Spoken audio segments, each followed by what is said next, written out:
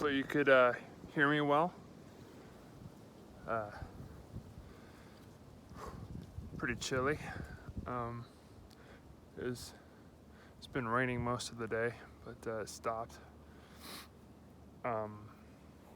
So I want to talk about my withdrawal effects from getting off of clonazepam and what that was like.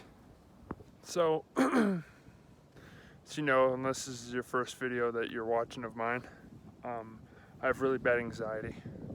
I have panic attacks, or had them quite often. I don't have quite panic attacks every day like I used to, but I always have really high anxiety, and been taking clonazepam, which is kind of like Xanax, for quite some time, and it's always been difficult to tell if I've been getting better from coping mechanisms or if it was just the medicine doing most of the work. And when I was running low on clonazepam here recently, it said that I had one refill left, and so when I had a few pills left, I called the doctor and asked for a refill, and they said that my expiration date had run out, and that I have to be reevaluated again before they could prescribe me more of that medicine to make sure that I need it still. And that was pretty problematic. So I was like, well, I'm going to be going without clonazepam now for God only knows how long. And so I was getting a little worried, but I also saw it as kind of a test to see how well I've learned how to cope and stuff. So I was going to have no medicine whatsoever. And so I was pretty nervous. So when I called the doctor and asked when's the next appointment that I could see my doctor for a refill, they told me it'll be a month from now. And I was like, I have to go a month without taking any pills. And I had really high anxiety, and so that's what I'm gonna kind of get into right now. So yeah, I called my doctor. He told me I had to wait a month before I could get refilled. And the first day of not taking clonazepam, I had pretty high anxiety. Obviously, I never had a panic attack or anything, but I had a lot of body symptoms, a lot of classic anxiety symptoms, higher heart rate, palpitations too, shakiness, tingly in my arms, sometimes my legs, dizzy, and I was just going through all the coping mechanisms that I learned over this past year in therapy and stuff, really putting myself to the test to see if I could withstand the anxiety. And I started having weird body aches and sensations and stuff. And about day 2 of not taking clonazepam, it was about the same thing, but it was a lot worse. Higher frequency, I suppose. But I'd never had an actual panic attack, and I kept going over mentally that I sat with the sensations, as opposed to just a year ago. If I would have had any of those sensations that I was feeling when I was off the medication, I would have gone straight into a panic attack. But I've learned how to sit with it and wait it off, so to speak, and know that it's just anxiety. But that didn't stop the symptoms per se, but I learned how to kind of cope and manage it. And so I was real proud of myself for that, and not going into a panic attack. And the symptoms always subsided. They'd come and go in waves. Then I went about 4 or 5 days with taking clonazepam. It was affecting work pretty bad. I ended up getting really bad headaches, and constantly, I was just constantly battling intrusive thoughts. Mostly my body would be going through symptoms from anxiety. My brain would automatically assume there's something wrong with me. health-wise, but I was able to dismiss it pretty quickly because of the coping mechanisms. But the symptoms were still always there and stuff, and so I just kept dealing with the symptoms, and I didn't so much ignore it, but I just kind of accepted it. I was like, yeah, this is anxiety, as opposed to before. If I had that, I'd have a panic attack. I think there's something wrong with me. And so I suddenly started getting really bad headaches. I started shaking a lot, like my arms would be like this. And yeah, I get really, really bad headaches, and I started getting really dizzy. And I know dizziness is a symptom. I've had that many times where you kind of feel off balance, but this was like, it felt like I had a hangover, like a really bad hangover.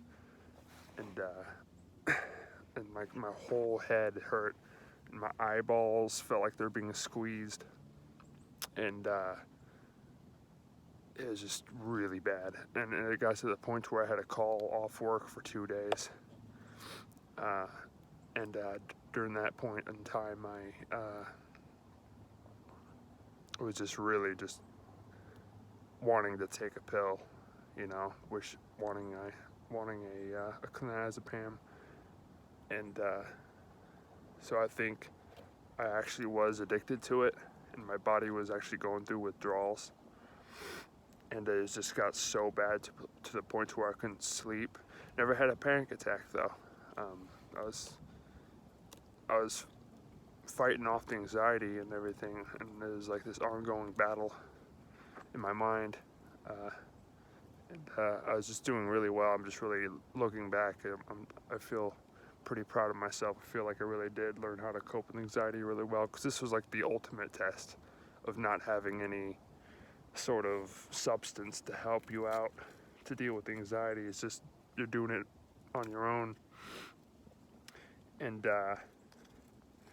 it got so bad that, like I said, I had to call off work when the weekday came, and I called off for about 2 days, and I ended up calling them and being like, look, I really need a refill. I can't wait a month. And God, it was a nightmare just trying to go through all the hoops to, because there's a medicine shortage as well. And so it was just a nightmare trying to get back on. And a part of me didn't want to, because I was like, if I wait a month without taking any pills, and I could do that, then I might as well just stay off it, because obviously I could handle it, if I could go that long without taking it. And it's like, I don't want to get re-addicted to the pills.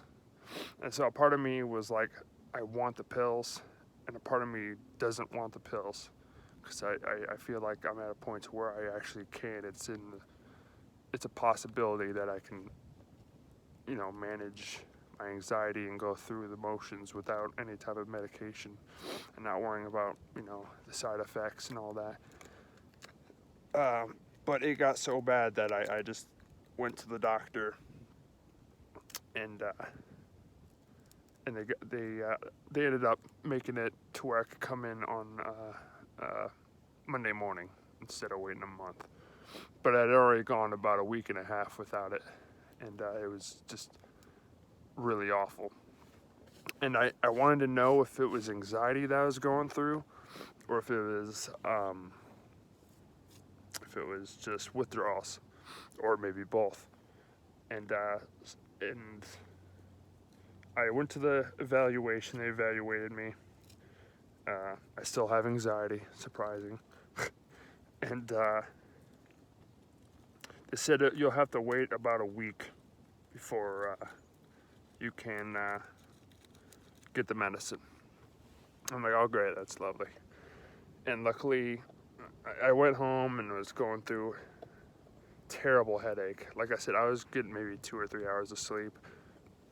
I couldn't eat anything because I felt so nauseous. I felt just sick from the headache. I'd stand up, and if I turned my head at all or just moved at all, the room would feel like it's spinning. and I just felt tense. My body ached. I just felt horrible. And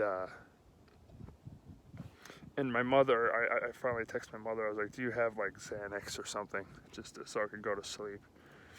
And she thankfully did, and she brought over a Xanax, because I took Xanax for a long time. It was actually my Xanax that I used to take before I was prescribed clonazepam.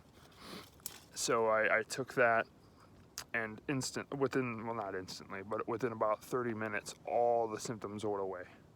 And it was an extremely low dose, very, very low.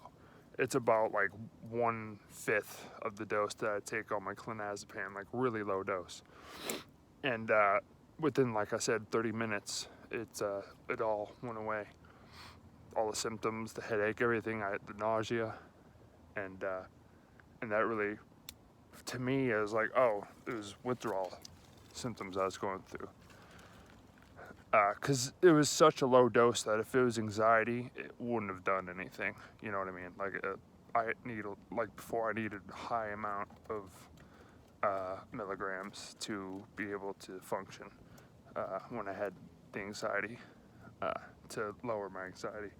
So if it was anxiety that was making me feel that way, I would still be anxious after taking that Xanax, but that wasn't the case. So it ended up being withdrawal symptoms that I was going through. And so I called them again and said, like, I can't even work right now. I really need these pills ASAP. And they ended up the next day sending it to my pharmacy, and I ended up picking it up. And it's kind of this struggle for me. I don't know. I got it. I'm taking them again, but it's like part of me doesn't want to take it because I don't want to get re-addicted to them again. And I know I could go without them. It's just the withdrawal effects that I go through. So now it's not even like the anxiety part. It's just I'm addicted to the pills now, I think. So what I'm going to do is I'm going to only take it when I absolutely need it. Like if I feel like I'm having a panic attack, I'll take one, but I'm not going to take them daily like I used to. And I'm going to try to wean off it completely. Like I said, wean, because if I go cold turkey, and this is what my doctor and therapist or psychiatrist even said, that if you go completely off it, like just cold turkey, you get really nasty withdrawals, which is what I did, which is why I was so angry that they just postponed it for a month. They're going to have me wait a month after they specifically told me not to do that, not to go cold turkey. That's the part that kind of makes me mad. But yeah, just thought I'd give you an update and kind of tell you what that was like. Thought it was maybe worth a video and see if anyone else has maybe gone through similar experiences with medication and withdrawals and addiction and stuff like that. But yeah, I'm gonna go in. It's really cold out here, and just got done raining, and I just want to go inside. But I thought it'd be nice to kind of go out in nature on a hike. It's been a while because I've just been going through withdrawal symptoms for the past week and a half. So it feels good to be able to take a breather and just go outside for a walk. But thanks for watching, and I'm gonna warm up inside now. You guys have a good one.